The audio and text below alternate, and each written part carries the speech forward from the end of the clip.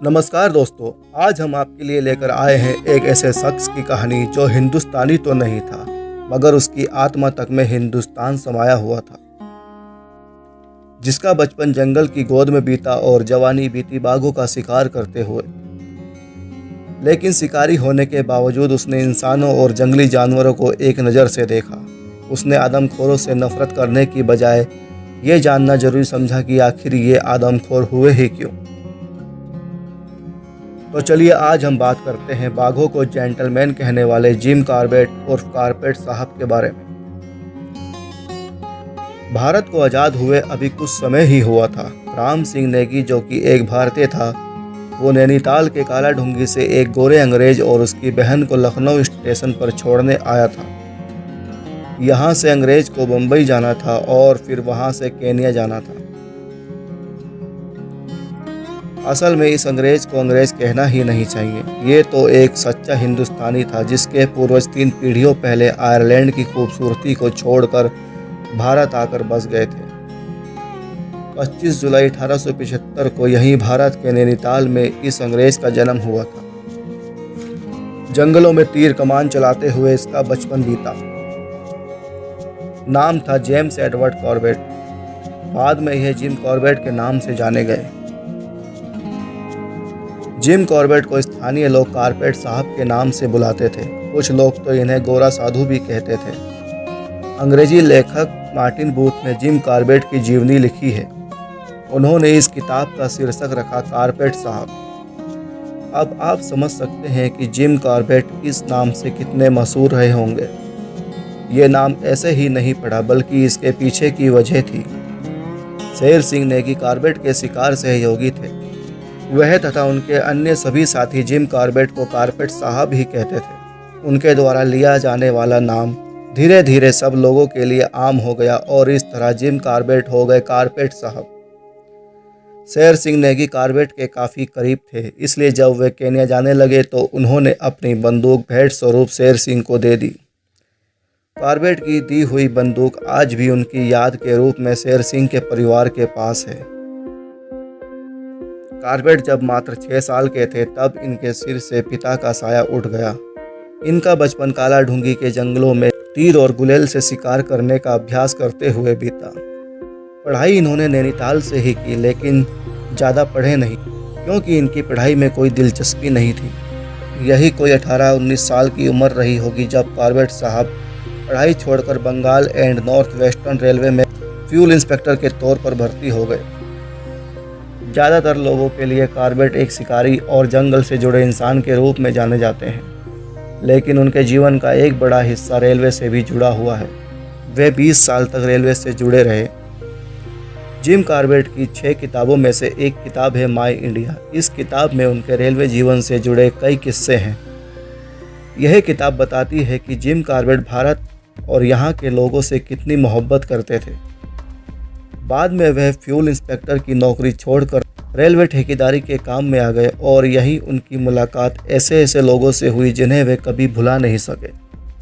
Corbett अपने समय के मशहूर शिकारियों में से एक थे। कहीं भी अगर कोई आदमखोर जानवर अपना प्रकोप दिखाता तो वहाँ के लोग कॉर्बेट को चिट्ठी लिखकर उनसे मदद मांगते। चिट्ठी लिखने वालों को कॉर्बेट पर इतना भरोसा होता कि वे ये सोचकर निश्चिंत हो जाते कि कॉर्बेट जरूर आएंगे, और होता भी ऐसा ही। कॉर्बेट का शिकार करने का तरीका भी अलग था। वह शौक के लिए शिकार नहीं करते थे, वह सिर्फ आदमखोरों का शिकार करते थे। इस शिकार से पहले इस बात की पुष्टि कर लेते थे कि जानवर सच में आदमखोर है या नहीं। कॉर्बेट ने 1907 से 1938 तक शिकार किया। इस बीच उन्होंने चंपावत बाघिन, चावगढ़ चीता, पनार चीता, मोहन आदमखोर चीता, ठग आदमखोर चीता और चूका बाघिन सहित 31 बाघ और चीतों का शिकार किया। उनके शिकार का यह उदाहरण हमेशा चर्चा में रहा। नेपाल सीमा पार कर एक बाघिन कुमाऊं में प्रवेश कर गई थी। नेपाल में इसने 234 लोगों को अपना शिकार बनाया था और कुमाऊं आने के बाद इसका शिकार हुए इंसानों की संख्या 436 हो गई थी। आखिरी शिकार जो इस बाघिन ने किया था वह एक 16 साल की लड़की थी। इस आदमखोर बाघिन को मारने के लिए कॉर्बेट को बुलाया गया। कॉर्बेट ने कुछ शर्तें रखी, जैसे कि उन्होंने सबसे पहले उस बाघिन के ऊपर रखा इनाम हटाने को कहा। इसके अलावा अन्य सभी शिकारियों को जंगल से वापस बुलाने की मांग की।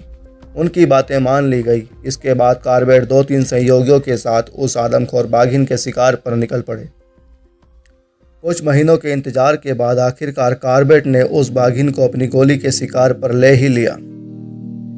कॉर्बेट के शिकार के कई ऐसे किस्से हैं जो उन्होंने अपनी किताब में दर्ज किए हैं।